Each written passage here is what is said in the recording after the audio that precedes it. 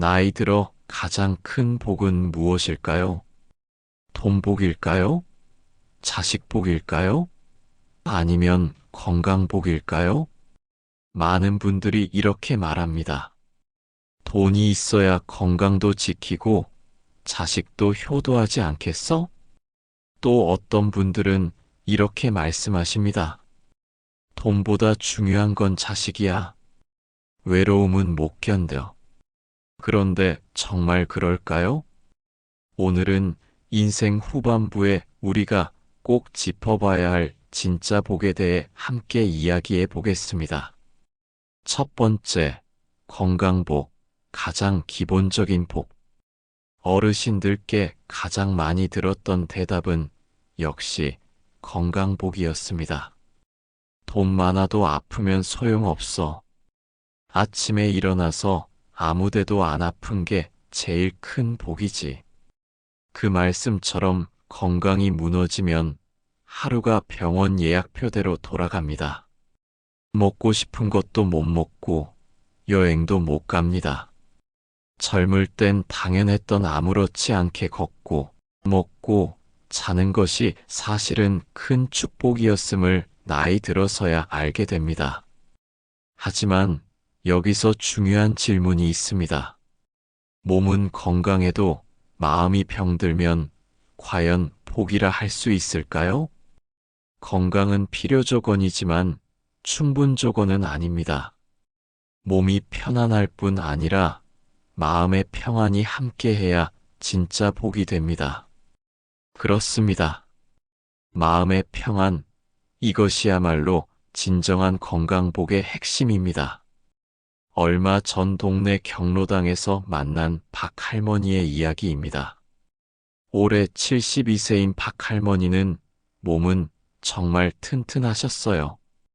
혈압도 정상, 당뇨도 없고 무릎도 아프지 않아서 매일 아침 산책을 빠뜨리지 않으셨죠. 그런데 어느 날부터 표정이 어두워지시더니 요즘 사는 게 재미가 없어라고 하시는 겁니다. 할머니 몸도 건강하시고 자식들도 잘 되었는데 왜 그러세요? 몸이 건강하면 뭐해? 마음이 공허한데. 매일매일이 똑같아. 아침에 일어나서 밥 먹고 TV 보고 또 밥 먹고 이런 게 사는 건가 싶어. 박 할머니의 말씀을 듣는 순간 깨달았습니다. 아, 몸의 건강만으로는 부족하구나. 마음의 건강이 없으면 아무리 튼튼한 몸도 의미가 없구나. 마음의 건강이란 무엇일까요? 그것은 바로 삶의 의미를 찾는 것입니다. 새로운 목표를 세우고 작은 기쁨을 발견하고 누군가와 따뜻한 관계를 맺는 것이죠. 6개월 후 박 할머니를 다시 만났습니다. 표정이 완전히 달라져 있었어요. 할머니, 얼굴이 밝아지셨네요. 무슨 좋은 일이라도? 어머, 나 요즘 바빠 죽겠어. 동네 독거노인들 반찬 만들어 나눠주는 봉사활동 하는데 매주 화요일엔 복지관에서 한글 교실도 하고 있어. 60 넘어서 한글을 배우러 오는 할머니들 보면 정말 기특해서 박 할머니의 눈이 반짝반짝 빛났습니다. 몸은 그때와 똑같았지만 마음은 완전히 다른 사람이 되어 있었죠. 이것이 바로 진정한 건강복입니다. 몸이 아프지 않는 것에 더해 마음도 생동감 있게 살아있는 것. 매일 아침 일어날 이유가 있고 누군가를 만날 설렘이 있고 새로운 것을 배울 호기심이 있는 것. 어르신들이 자주 하시는 말씀이 있죠. 나이 들면 할 일이 없어서 하루가 길어. 하지만 정말 그럴까요? 60년, 70년을 살아오면서 쌓은 지혜와 경험, 그것들이 정말 쓸모없는 걸까요? 아닙니다. 어르신들의 삶 자체가 보물창고입니다. 그 경험담 하나하나가 젊은 세대들에겐 귀중한 교훈이 되고 따뜻한 손길 하나가 누군가에겐 큰 위로가 됩니다. 마음의 건강을 위해서는 세 가지가 필요합니다. 첫 번째는 관계입니다. 혼자 있는 시간이 늘어날수록 우울함도 커집니다. 가족이든 친구든 이웃이든 누군가와 소통하며 살아가는 것이 중요해요. 두 번째는 목표입니다. 작은 것이라도 좋습니다. 올해는 손자에게 털실로 목도리를 떠주자. 매주 새로운 요리 하나씩 도전해보자. 한 달에 한 권씩 책을 읽어보자. 이런 소소한 목표들이 삶에 활력을 불어넣습니다. 세 번째는 감사입니다. 있는 것에 감사하는 마음. 오늘도 무사히 하루를 마친다. 맛있는 밥을 먹을 수 있다. 사랑하는 사람들이 곁에 있다. 이런 당연한 것들에 감사할 때 마음이 풍요로워집니다. 진정한 건강복은 몸과 마음이 조화를 이룰 때 완성됩니다. 오늘부터 자신의 마음 건강도 한번 들여다보시길 바랍니다. 두 번째, 자식복. 달콤하지만 때로는 무거운 복. 많은 분들이 또 이렇게 말씀하셨습니다. 자식이 잘 돼야 노후가 편하지. 그런데 그 뒤에 꼭 이런 말씀이 따라옵니다. 자식 잘 돼도 내 마음이 편해야지. 아니면 오히려 더 힘들어. 맞습니다. 자식이 잘 되면 기쁘지만 그게 내 행복의 전부가 될 수는 없습니다. 자식은 언젠가 떠납니다. 손주가 생기면 또 다른 걱정이 시작됩니다. 그러니 내 행복을 전적으로 자식에게 맡겨서는 안 됩니다. 한 어르신의 말씀이 오래 남습니다. 자식은 내 삶의 전부가 아니야. 내 삶은 내가 책임져야 해. 그 말씀이 정말 깊이 와닿습니다. 내 삶은 내가 책임져야 해. 제가 아는 한 어르신의 이야기를 들려드리겠습니다. 68세 최 할아버지는 두 아들을 모두 의사로 키우신 분입니다. 첫째는 대학병원 과장, 둘째는 개업이로 잘 나가죠. 주변에서는 복받은 분이라고 부러워했습니다. 그런데 몇 년 전 최 할아버지를 만났을 때 표정이 무척 어두우셨어요. 할아버지, 무슨 일이세요? 아들들도 잘 되고 있는데. 그게 문제야. 애들이 너무 바빠서 1년에 명절 때나 한 번씩 보지. 그나마도 와서는 피곤하다고 빨리 가려고 하고. 나는 뭐야?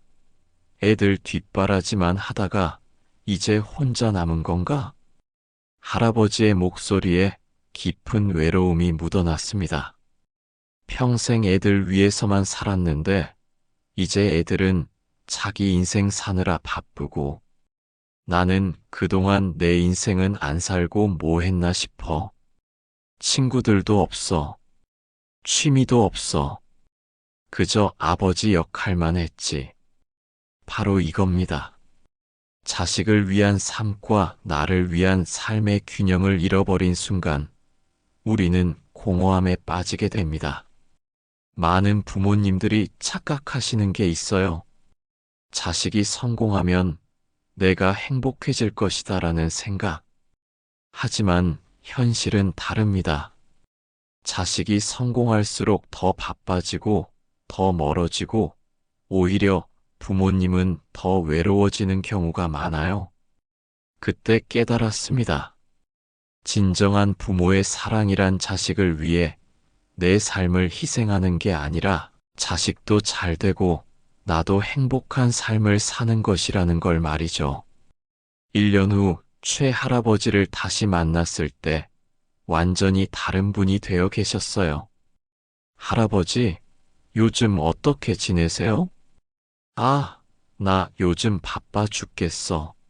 실버합 창단에 가입해서 매주 화요일, 목요일 연습하고 토요일엔 시니어 대학에서 역사 공부도 하고 그리고 등산 동호회도 들어갔어. 할아버지의 눈에 생기가 돌아와 있었습니다. 애들한테 연락도 덜 하게 되더라고. 전엔 심심하니까 맨날 전화했는데 이제는 나도 할 일이 많아서. 그런데 신기하게도 애들이 먼저 더 자주 연락해. 아버지, 요즘 바쁘시네요. 건강하게 지내시는 것 같아 마음이 놓인다고 하더라고. 이게 바로 핵심입니다. 내가 내 삶을 충실히 살 때 자식들도 더 편안해하고 더 가까워집니다. 자식에게만 의존하며 살면 결국 부담스러운 존재가 됩니다. 하지만 나만의 삶, 나만의 즐거움, 나만의 목표가 있으면 자식들에게도 자랑스러운 부모가 되죠. 자식 잘 키우는 것도 중요하지만 나 자신을 잘 키우는 것도 그만큼 중요해. 한 어르신이 하신 이 말씀이 정말 인상적이었어요. 우리는 지금까지 너무 많이 베풀어 왔습니다. 이제는 나를 위해서도 투자할 때입니다. 새로운 취미를 시작해보고 오래된 친구와 연락도 해보고 늘 해보고 싶었던 여행도 떠나보세요. 자식들이 부모님이 행복해 보여서 우리도 마음이 편하다고 말할 수 있도록 내 삶의 주인공은 바로 나 자신이라는 걸 기억하시길 바랍니다. 자식은 내 삶의 일부이지 전부가 아닙니다. 내 행복도 그만큼 소중하고 중요합니다. 세 번째, 배우자복 함께 걷는 동반자의 힘. 플라톤은 이렇게 말했습니다. 행복한 결혼은 두 영혼의 우정이다. 아침에 함께 밥을 먹을 사람이 있다는 것, 내가 아플 때 물 한 잔 건네줄 사람이 곁에 있다는 것. 이건 돈으로도 살 수 없는 복입니다. 혼자 먹는 밥은 쓸쓸하고 혼자 보는 TV는 외롭습니다. 물론 배우자가 있다고 무조건 행복한 것은 아닙니다. 대화가 없거나 마음이 멀어질 수도 있죠.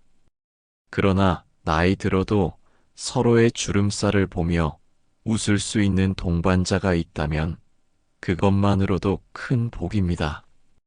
플라톤의 말처럼 진정한 동반자란 서로의 영혼이 통하는 친구 같은 존재입니다. 제가 알고 있는 한 부부의 이야기를 들려드릴게요. 결혼 48년 차 이 할아버지, 할머니 부부입니다. 할아버지는 중학교 때부터 당뇨를 앓고 계시고 할머니는 3년 전 유방암 수술을 받으셨어요. 어느 날 할머니가 이렇게 말씀하시더군요. 우리 영감이 매일 새벽 5시에 일어나서 내 약 챙겨놓고 병원 갈 때마다 같이 따라와. 지난번엔 내가 항암 치료 받느라 머리카락 다 빠졌을 때 그래도 내 마누라가 제일 이뻐라고 하더라고. 그러자 할아버지가 수줍게 웃으시며 말씀하셨어요. 뭘 그런 걸 가지고. 48년을 같이 살았는데 이제 와서 혼자 어떻게 살아? 아프면 같이 아프고 기쁘면 같이 기뻐하는 게 부부지. 두 분의 모습을 보면서 깨달았습니다. 이게 바로 진정한 동반자구나. 서로의 약점을 감싸주고 서로의 아픔을 나누어지는 관계. 하지만 현실은 어떨까요? 많은 부부들이 나이 들수록 점점 멀어집니다. 젊을 때는 바빠서 나이 들어서는 할 말이 없어서 대화가 줄어들죠.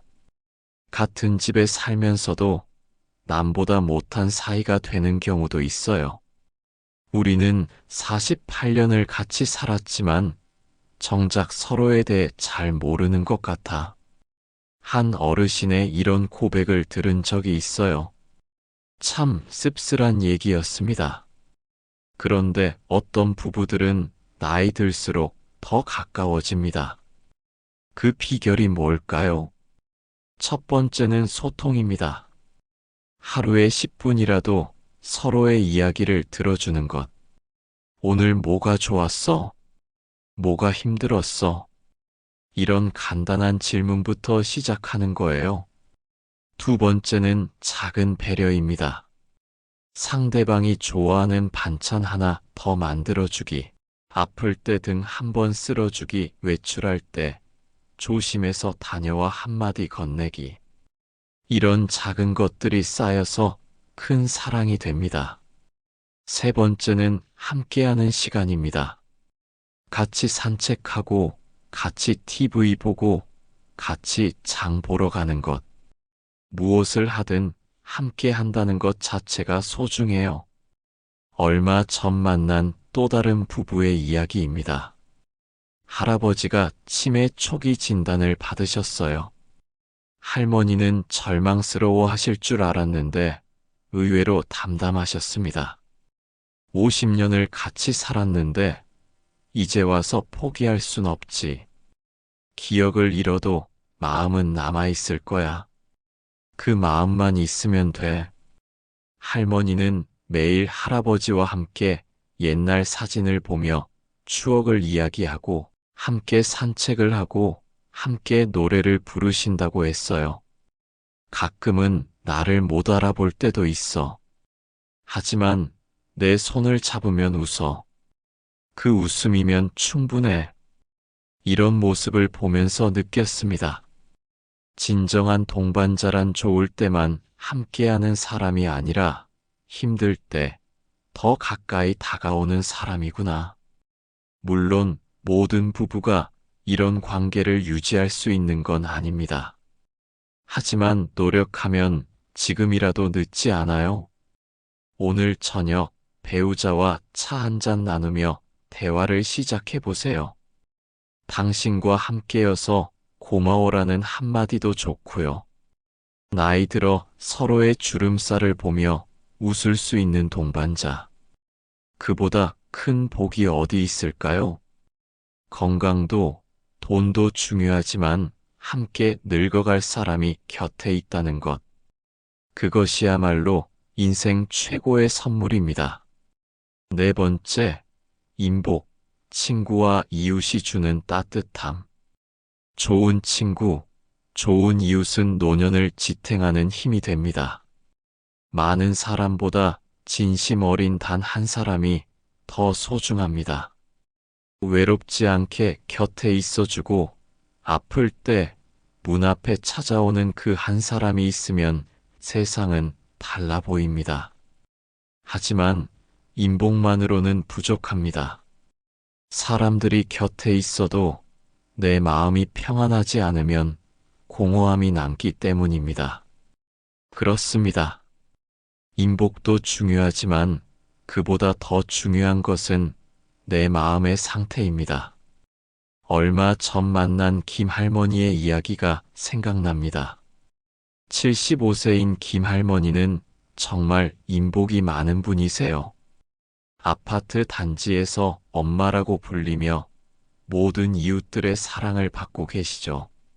매일 누군가가 찾아오고 전화가 울리고 같이 밥 먹자는 사람들이 줄을 섭니다.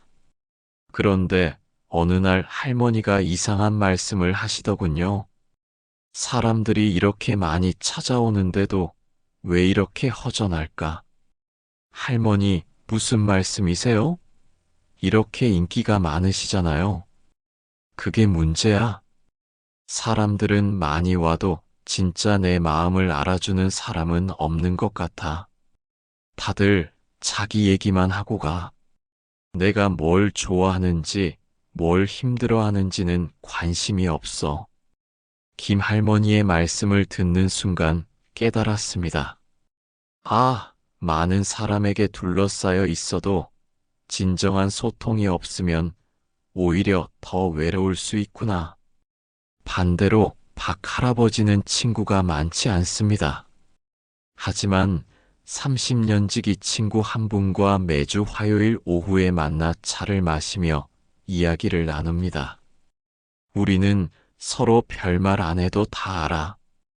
표정만 봐도, 아, 오늘 뭔가 힘든 일이 있었구나 하고 알 수 있지. 그런 친구가 있다는 게 얼마나 큰 위로인데. 바로 이겁니다. 진정한 인복이란 많은 사람을 아는 것이 아니라 나를 진심으로 이해해주는 사람이 있는 것입니다. 하지만 여기서 더 중요한 걸 놓치면 안 됩니다. 아무리 좋은 친구가 있어도 내 마음이 어둡고 무거우면 그 관계마저 부담스러워집니다. 제가 만난 한 어르신의 고백이 인상적이었어요. 친구들이 자꾸 만나자고 하는데 나가기가 싫어. 왜냐하면 내가 부정적인 얘기만 하게 되거든. 아픈데 얘기, 걱정거리 얘기. 그러다 보니까 친구들도 점점 연락을 안 하게 되더라고. 이 말씀을 듣고 가슴이 아팠습니다. 마음이 무거우면 사람들과의 관계도 무거워진다는 걸 느꼈거든요. 그렇다면 마음의 평안은 어떻게 찾을 수 있을까요? 첫 번째, 자기 자신과의 화해입니다. 과거의 실수나 후회를 계속 붙들고 있으면 마음이 평안할 수 없어요. 그때는 그게 최선이었다. 완벽한 사람은 없다고 스스로를 용서하는 것부터 시작해야 합니다. 두 번째, 현재에 집중하는 것입니다. 내일 걱정, 모레 걱정하다 보면 오늘의 소소한 행복을 놓치게 됩니다. 지금 이 순간 창밖에 보이는 나무, 따뜻한 차 한 잔의 향기, 이런 작은 것들에 감사하며 사는 거예요. 세 번째, 의미 있는 일을 하는 것입니다. 누군가를 도와주거나 새로운 것을 배우거나 작은 목표라도 달성해 나가는 과정에서 마음의 평안을 찾을 수 있습니다. 얼마 전 다시 만난 김 할머니는 많이 변해 계셨어요.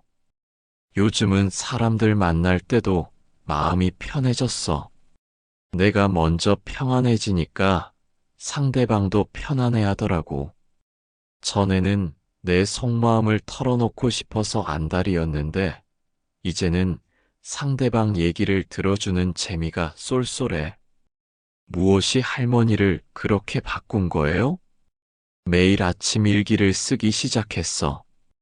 감사한 일 3가지씩 적는 거야.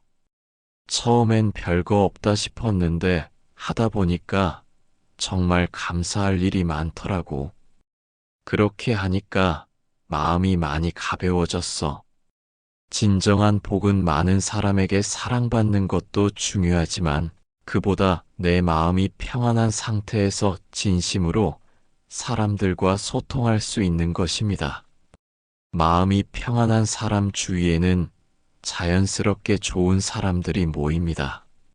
반대로 마음이 무거운 사람은 아무리 좋은 사람들이 곁에 있어도 그 관계를 제대로 누리지 못해요. 오늘 밤 잠들기 전에 오늘 하루 감사한 일 3가지를 떠올려 보세요. 작은 것이라도 좋습니다.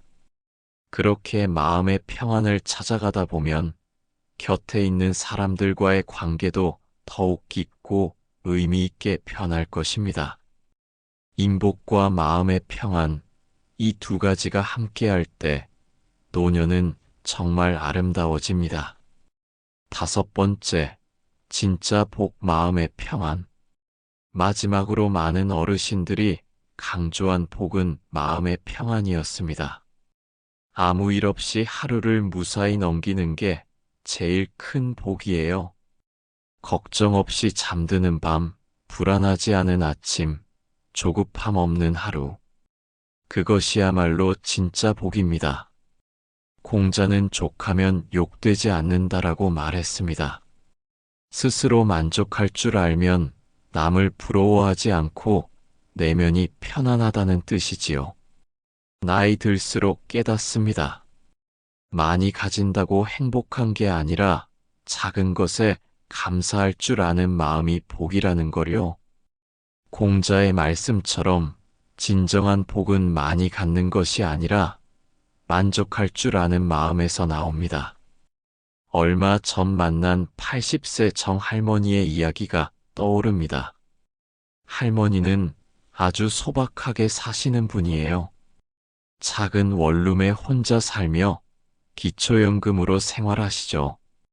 자식들은 모두 외국에 나가 있어서 1년에 한 번 보기도 힘듭니다. 처음 할머니를 만났을 때 안타까운 마음이 들었어요. 이렇게 혼자 계시는데 얼마나 외롭고 쓸쓸할까 하는 생각에서요. 그런데 할머니의 첫 마디가 제 생각을 완전히 바꿔놓았습니다. 나는 참 복이 많은 사람이에요. 아침에 눈 뜨면 새들이 지저귀는 소리부터 들리고 창가에 심은 꽃들이 나를 반겨주거든요. 그것만으로도 하루가 고마워요. 할머니는 매일의 소소한 일상을 이야기하시면서도 눈이 반짝반짝 빛났습니다. 오늘 아침엔 이웃집 할머니랑 같이 장 보러 갔는데 배추가 참 싱싱하더라고요. 된장찌개 끓여서 나눠 먹었는데 그렇게 맛있을 수가 없었어요. 저녁엔 TV에서 예전 드라마 재방송 보면서 웃었고요. 이런 게 복이 아니면 뭐가 복이겠어요? 그 순간 깨달았습니다. 아, 이분은 진짜 부자구나. 마음이 부자인 분이구나.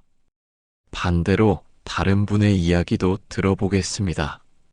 제가 아는 한 할아버지는 경제적으로는 여유로운 분이세요. 큰 집에 살고 자식들도 잘 되고 건강도 나쁘지 않습니다. 하지만 늘 불만이 많으세요. 요즘 젊은 것들은 예의가 없어. 물가는 자꾸 오르고 세상은 점점 각박해져. 우리 때가 얼마나 좋았는데 매번 만날 때마다 불평과 걱정 얘기만 하시죠. 가진 것은 많지만 만족하지 못하는 분입니다. 두 분의 차이가 뭘까요? 바로 마음의 자세입니다. 정할머니는 작은 것에도 감사할 줄 아는 분이고 다른 할아버지는 부족한 것만 보는 분이었어요. 나이 들면 자연스럽게 잃는 것들이 많아집니다. 건강도, 체력도, 기억력도 예전 같지 않죠. 그때 무엇을 잃었는지에만 집중하면 마음이 무거워집니다. 하지만 아직 남아있는 것들에 감사하면 마음이 가벼워져요. 나는 아직 걸을 수 있어. 맛있는 밥을 먹을 수 있어. 사랑하는 사람들과 이야기할 수 있어. 아름다운 꽃을 볼 수 있어. 이런 마음가짐이 진정한 복을 만들어냅니다. 정할머니에게 물어봤어요. 할머니는 어떻게 그렇게 긍정적으로 사실 수 있어요? 글쎄요. 나이 들면서 깨달은 게 있어요. 화내고 걱정해도 바뀌는 건 없더라고요. 그럴 시간에 차라리 지금 이 순간을 즐기는 게 낫죠. 내일 일은 내일 생각하고 오늘은 오늘을 살아가는 거예요. 그래도 가끔은 외롭지 않으세요? 외로움이야 있지요. 하지만 그것도 받아들이는 거예요. 혼자만의 시간도 나름 좋은 면이 있거든요. 아무한테 눈치 안 보고 하고 싶은 대로 할 수 있으니까. 책도 읽고, 음악도 듣고, 꽃도 기르고, 혼자여서 할 수 있는 일들이 많아요. 할머니의 말씀을 들으며 마음의 평안이란 바로 이런 것이구나 싶었습니다. 상황을 바꾸려고 애쓰지 않고 있는 그대로 받아들이면서도 그 안에서 기쁨을 찾아내는 것. 마음의 평안을 얻는 지혜를 정리해 보면 이런 것들입니다. 첫째, 비교하지 않기. 남과 비교하면 항상 부족해 보입니다. 내 삶은 내 삶일 뿐이에요. 둘째, 현재에 집중하기. 과거의 후회나 미래의 걱정보다 지금 이 순간에 집중하는 것. 셋째, 작은 것에 감사하기. 거창한 게 아니라 오늘 먹은 따뜻한 밥 한 그릇, 이웃의 따뜻한 인사 한마디에도 감사하는 마음. 넷째, 받아들이기. 바꿀 수 없는 것들은 그냥 받아들이고 바꿀 수 있는 것들에만 에너지를 쓰는 것. 어르신들의 말씀처럼 아무 일 없이 하루를 무사히 넘기는 것이 정말 큰 복입니다. 걱정 없이 잠들고 불안하지 않은 아침을 맞고 조급하지 않게 하루를 보내는 것. 이런 평범한 일상이야말로 가장 소중한 선물이에요. 많이 가져야 행복하다고 생각했던 젊은 시절과는 달리 나이 들수록 정말 중요한 것은 마음의 평안이라는 걸 깨닫게 됩니다. 오늘 밤 하루를 돌아보며 감사한 마음으로 잠자리에 드시기 바랍니다.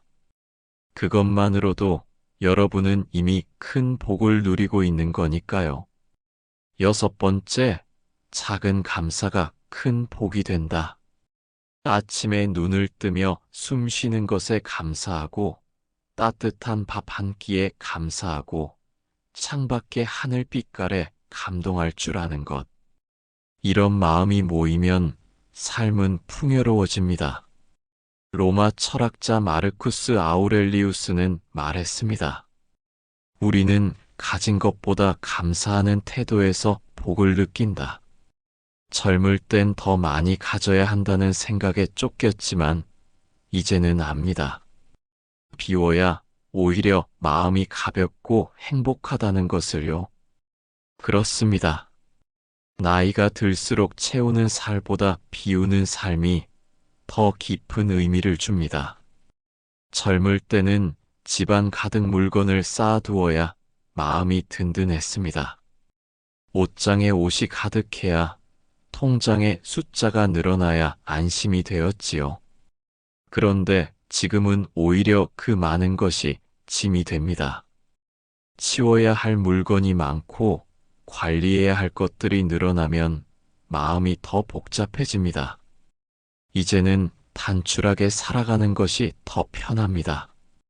필요한 것만 곁에 두고 불필요한 것은 내려놓을 때 마음이 가벼워집니다. 어떤 어르신은 이렇게 말씀하셨습니다. 예전엔 큰 집이 좋아서 아등바등 살았는데 지금은 작은 집이 더 좋아. 청소도 쉽고 관리도 편하거든. 삶도 그렇습니다. 많이 가지려 할수록 더 복잡해지고 더 불안해집니다. 하지만 덜 가지면 오히려 여유가 생기고 작은 행복들이 보입니다. 집 안에 햇살이 들어오는 순간, 작은 화분에서 새잎이 돋아나는 순간, 아침에 따뜻한 차 한 잔을 마시는 순간, 이런 것들이 마음을 채워줍니다. 노자는 이렇게 말했습니다. 무욕이 진정한 복이다. 욕심이 줄어들수록 마음은 평안해지고 하루하루가 더 충만해집니다. 사실 젊을 땐 이 말이 잘 와닿지 않았습니다. 욕심이 있어야 더 성장할 수 있다고 생각했으니까요. 하지만 인생의 황혼기에 들어서면 깨닫습니다. 내가 가진 것을 덜어내고 마음의 짐을 비워낼 때 오히려 진짜 자유가 찾아온다는 것을요. 그리고 감사하는 마음은 사람과의 관계에서도 빛을 발합니다. 배우자에게, 자식에게, 친구와 이웃에게 감사할 줄 알면 관계가 훨씬 따뜻해집니다. 밥 해줘서 고마워. 오늘 같이 있어줘서 고마워. 이런 짧은 한마디가 서로의 마음을 열어줍니다. 감사는 거창한 것이 필요 없습니다. 손주가 전화를 걸어오는 것만으로도, 이웃이 김치를 한 접시 건네주는 것만으로도 충분히 감사할 일입니다. 그 순간 나는 혼자가 아니구나라는 위안을 얻습니다. 그리고 그 마음이 삶을 단단하게 지탱해 줍니다. 결국 인생의 진짜 복은 외부에서 오는 것이 아닙니다. 돈, 자식, 명예도 언젠가는 변합니다. 하지만 마음에서 우러나오는 감사는 결코 사라지지 않습니다. 감사할 줄 아는 사람은 가진 것이 많지 않아도 넉넉합니다. 반대로 감사하지 못하는 사람은 아무리 많은 것을 가져도 늘 허전합니다. 여러분, 혹시 오늘 하루에 감사할 일을 하나 떠올려 보시겠어요? 아침에 눈을 뜨며 숨을 쉰 것, 따뜻한 밥을 먹은 것, 누군가와 인사를 나눈 것. 이런 작은 순간을 떠올리면 오늘 하루가 달라집니다. 감사는 습관이 되고 그 습관은 결국 평생의 복이 됩니다. 혹시 지금 이 순간 이런 세 가지를 점검해 보시면 어떨까요? 내 마음은 편안한가? 내 곁에 함께 웃을 사람이 있는가? 나는 나답게 살고 있는가? 이 세 가지의 예라고 답할 수 있다면 이미 큰 복을 누리고 계신 겁니다. 에머스는 말했습니다. 행복은 준비된 마음의 결과다. 복도 그렇습니다. 하늘에서 떨어지는 게 아니라 마음을 준비할 때 이미 우리 곁에 와 있는 것이지요. 지금 이 순간 숨 쉬고 있다는 것만으로도 누군가의 얼굴을 떠올릴 수 있다는 것만으로도 우리는 이미 복을 누리고 있습니다. 인생의 황혼기에 들어서면 더 크게 깨닫습니다. 복은 멀리 있는 게 아니라 바로 오늘, 지금 여기 있다는 사실 말입니다. 오늘 제가 전한 이야기가 여러분 마음에 작은 위로와 따뜻한 불씨가 되길 바랍니다. 혹시 여러분은 어떤 복을 가장 크게 느끼고 계신가요? 건강복일까요? 자식복일까요? 아니면 마음의 평안일까요? 혹시 영상이 마음에 와 닿으셨다면 좋아요와 구독 버튼 꼭 눌러주세요. 여러분의 작은 관심이 큰 힘이 되어 더 좋은 영상으로 보답할 수 있습니다. 오늘 하루도 무사히 보내셨다면 그 자체로 이미 복입니다. 오늘 밤 잠들기 전 스스로에게 이렇게 말해보세요. 나는 복이 많은 사람이다. 그 고백이 내일을 더 풍요롭게 만들 것입니다. 다시 한번 함께 해주셔서 진심으로 감사합니다.